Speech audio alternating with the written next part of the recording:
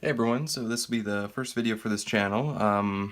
This will be just a simple little deck profile for a Yosenju deck that I won a locals with like a couple weeks back. I'll bring a few other deck profiles either today or tomorrow or something. Yeah, let's get right into this one anyways. Put the extra deck over here. We'll start off with the monster lineup. We got 3,1s. This one is your monster removal. If you control another face-up Yosenju, you can target one face-up card the opponent controls and return it to their hand. And I don't know if anyone doesn't know what Yosenjus do. Basically, they normal summon, and you can continually normal summon other Yosenjus from your hand, and then at the end phase, they return back to your hand. Next up, we got 3 Yosenju Comet 2s. This guy, he's pretty sweet. He can attack directly for half his attack damage. He's got the highest attack out of all the Yosenju that I run in the deck. And again, you can normal summon him, and then additionally any other Yosenjus. And then it returns to hand during the end phase. I run 2 3s. This is your searcher whenever a Yosenju monster deals damage. And then 2 Yosenju Tsujik. This guy, he's got like a little battle hand trap where you can discard him from hand, and your Yosenju monster that's getting attacked or that you attack with gains 1,000 attack. But also on the field, he's got a nice once per turn effect that just targets another face-up Yosenju, increased attack by 1,000. Now that's it for the monsters. For the spells, we run 3 carded Demise. Now the nice thing is, seeing as you're running so few monsters, and since they always return themselves to hand, you can always normal summon them out. You're not special summoning, so carded Demise is pretty much always live. And instead of discarding anything, you just get to return those monsters to your hand during the end phase. And next up for draw power is 3 Pot of Duality. Again, we're not really special summoning here, we're just normal summoning. And yeah, I mean, everyone knows what Pot of Duality does.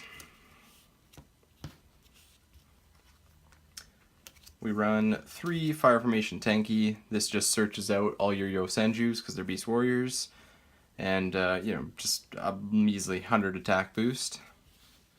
I mean, there's one move, or, you can use the XE, the Brotherhood of the Fire Fist Tiger King.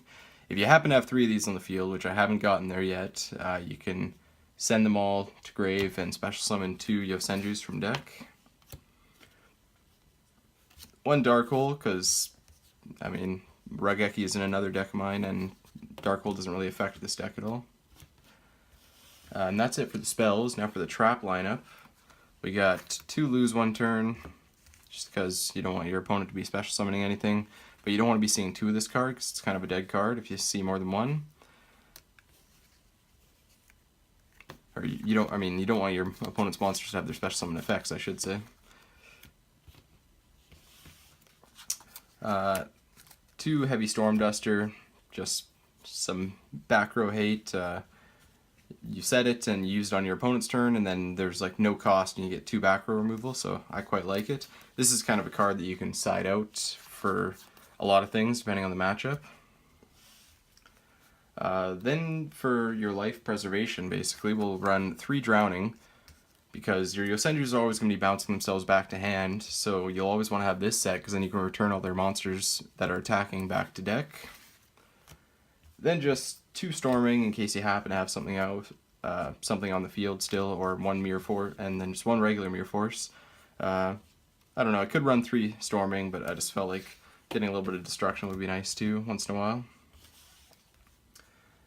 Next up we run 2 Mistake, because if you're going first, you'll hopefully have already searched whatever you're going to be searching with your Fire Formation Tenki, and then for a lot of the rest of your turns, you'll just be drawing into Card of Demise or Pot of Duality, so you'll be, well, I guess Pot of Duality you can't use, sorry. Card of Demise, though, you can draw off of. Hopefully use your Pot of Duality before you activate this, but I feel like it hinders your opponent a lot more than it'll ever hinder you. Then we run 3 Solemn Strikes and 1 Warning. That's pretty basic when you're running a stun variant like this one. For the one-ofs, we'll go 1 Starlight Road, because if your opponent, say, has Twin Twisters and he's targeting your back row, you can negate that and then special summon a Stardust Dragon from your extra deck, which is nice, or just any other kind of board wipe or whatever. Starlight Road, I mean, I feel like 1 is good enough for it, but could up it, but I've only ever really used it once, I would say. 1 Torrential, because it's torrential, you're never going to have any monsters on the field, so that usually works in your favor. 1 Bottomless, because it's bottomless, and then 1 Macrocosmos, because you are never going to be going into your graveyard.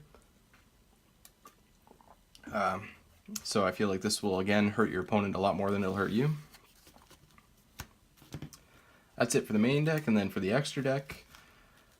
Extra deck, there's a lot of play with this. I mean, I'm missing a couple cards, and it's usually just a mishmash of whatever I feel like not using in other decks at the moment. Because, I mean, you hardly ever really go into anything.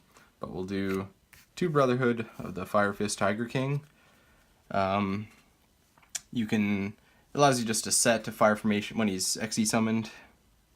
You set a Fire Formation Tanky, and then you can search with it.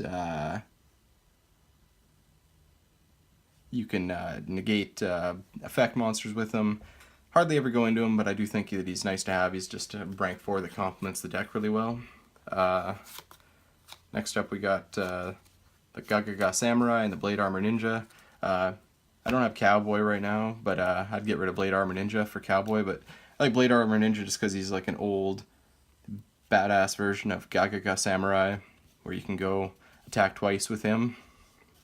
And he's got 2200 attack as well, instead of the 1900 that Gagaga Samurai has. Then we got Tornado Dragon, Castel, Abyss Weather, Baguska. Pretty basic lineup there. Again, never really go into them, but the 1xe that I probably do go into the most, and that's just to get over some dangerous opponents, would be the Utopia package. And sometimes you end up having to use them more than 1 turn because you can't quite OTK with them. Then just some random links. Never go into them either, but maybe once we get more links down the road, you make some more with them. I don't know. But yeah, just figured those would be some good options. Then of course the last one, the Stardust Dragon, that's just solely for the Starlight Road play.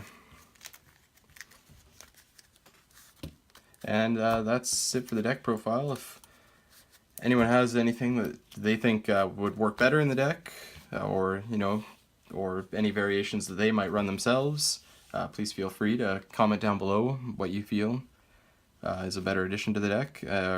Definitely the extra deck can use a lot of work, but the extra deck just doesn't quite matter in this. You're very seldom ever using it. And yeah, I guess I will see you guys in the next video. Thank you for watching, and have a good one. Bye.